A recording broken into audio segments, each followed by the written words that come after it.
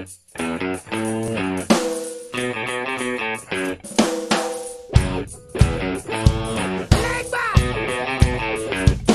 it.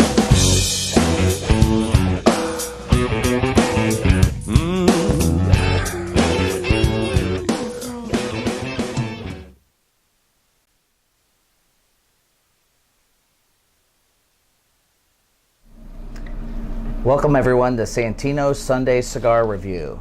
Happy holidays, everyone. I'm Mike. I'm Mark. And today we're starting our three-part series on Warped cigars. We decided to start today with the Don Reynaldo from Warped. The cigar's actually real special to the owner of Warped, Kyle Gellis. The cigar was originally released a few years ago, and it came out with 100 boxes of 10 each. It was re-released this year with 10 cigars in each box at 1,000 boxes in memory of his father whom passed. That's who the cigar is made for, and this year it was released again. Now the cigar is gone as of this year, but Kyle has said that it will come back in 2022. So it's right around the corner. It's going to be back. All right, so, awesome. Real enjoyable cigar. We're going to dive into a little bit about it. Mike, go ahead and tell us what the blend combination we got going on here. All right, this stuff has a lot going on, so I got to look at this. It has Dominican Corojo wrapper, a Nicaraguan binder, Dominican and Nicaraguan fillers. That's a lot. You're going to have to explain to the audience what all that means. What are we smoking? We're smoking gold. Basically, when it comes down to this cigar, the thing that I've loved about Warped, and when everything goes through with Warped, everything that is released all sits right in that medium strength profile. But because of the unique way that they're blended, it offers this array of flavors and assortments of things that you're going to pick up through the cigar as you smoke it.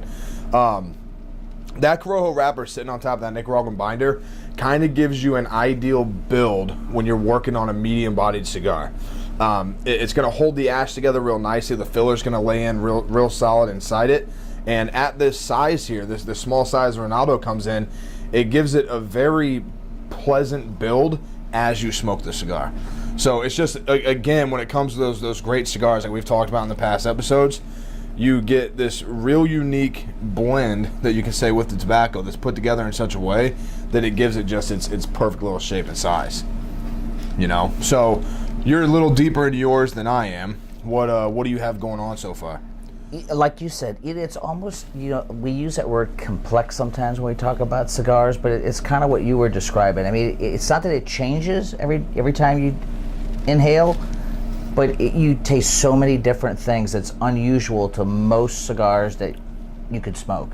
Right. And that's where I'm at right now, and we'll see what happens as we enjoy this fine cigar and talk more about it. Definitely. We're going to smoke into these. As we get into this second, third. Right. We're going to smoke into these a little bit, and we'll be back. We'll talk a little bit about what we're tasting, how it's building, and what we got going on. So we've smoked into these a little bit, and I have to say, through the Warped profile, some of the cigars that we're going to smoke over the next couple weeks here, it's definitely one of the top that we'll get to.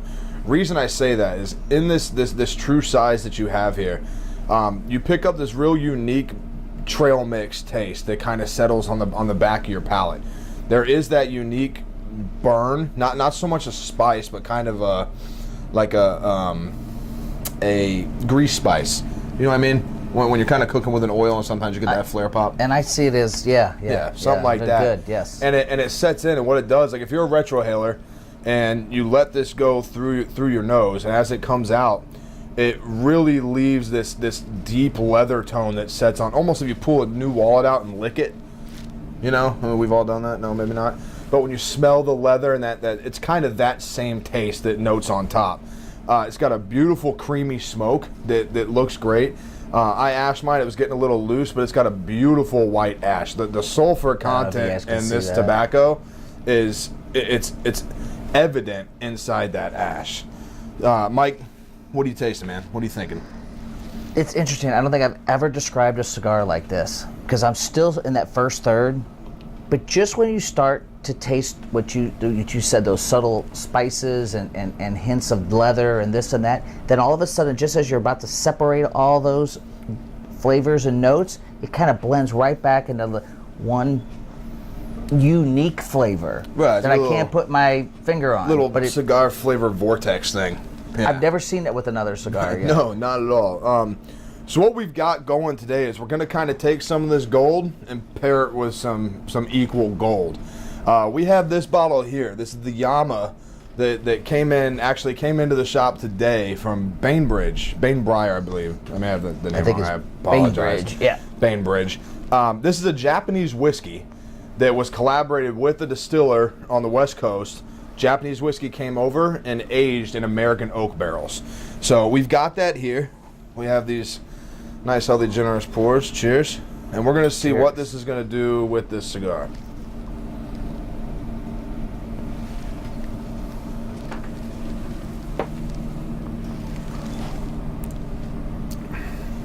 Man, what'd you pick up on that, Mike?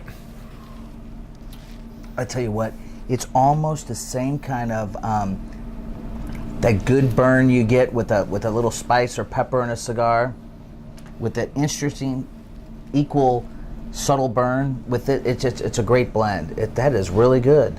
Right. How about you? It did something really cool with the cigar. So, as you saw, I took a draw, then I took a drink, and then I retrohaled my second draw.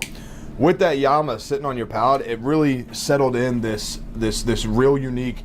I'm going to be specific when I say fruit, a dried orange that kind of settled down on the back of your palate. Then in the retrohale, you picked up this barbecue pecan spice note.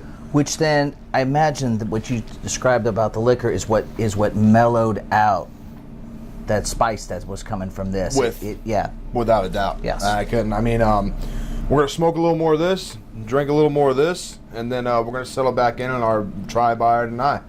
All right, folks, it's time for the try, buy, or deny section of our show, and we're going to tell you why. Mr. Mark? Well, when it comes to the Don Reynaldo, this is a definite buy for me. If you can get your hands on it, and your retailers happen to be Warped retailers, get your hands on it. Mark, what are the costs? What do they range? All the Warped cigars range between $8 and $15. Now the Don Reynaldo is the most expensive of the bunch, but it's definitely worth the try. We're gonna get into some of these other cigars from Warped over the next couple of weeks, but this initial one is definitely a buy for me. If you can pair it with this YAMA, and I'm honestly gonna go out on a limb and say really any light Japanese whiskey or a not too oaky American bourbon, you're going to dive into why in a second, is going to be a fantastic pairing that you can pick up on this and get into some of that dried orange that I told you about. It's incredibly unique for me. It's really rare that I've paired a spirit with the cigar. I don't care if it's wine, beer, soda, liquor, it doesn't matter. That it adds a distinct taste value that you can pick up through the cigar. So, Mike, go ahead. You know, it's really funny. It's like Chris Tucker meets Jackie Chan, East versus West. What this does for me, that spice, which I don't always like in a cigar, followed by a drink of this nice YAMA, it really smooths and blends and just makes it go down good. I mean, it's such a good combination. Right. I couldn't agree more. Perfectly. You know, and what's interesting is it's Japanese whiskey in American oak barrels, so it's like it's the coolest combination because you don't expect it. Without a doubt. And when it came in and we found out exactly what it was, you know, the rarity of the bottle. You know, everyone's got a rare bottle that some people get, some people don't. You know, that allocating thing. But when it comes to something like that, you're not finding a Japanese whiskey aged in American barrels. No. You know, you're not finding American whiskey aged. It's really unique. And yep. when it comes to this bottle, we've got one of only 4 bottles in the Midwest and the 1 bottle retail in Missouri. So unfortunately, folks, we're the only place that you can drink it unless it's in one of those other cities in the Midwest. Right. But here in Missouri, this is it. Yeah. Well, folks, that's the end of the first week of Warped Cigars, and pairing it with that great Japanese whiskey, YAMA. I'm Mike. I'm Mark. And remember, everyone, here at Santino's, we smoke, we drink, and we know things. Cheers.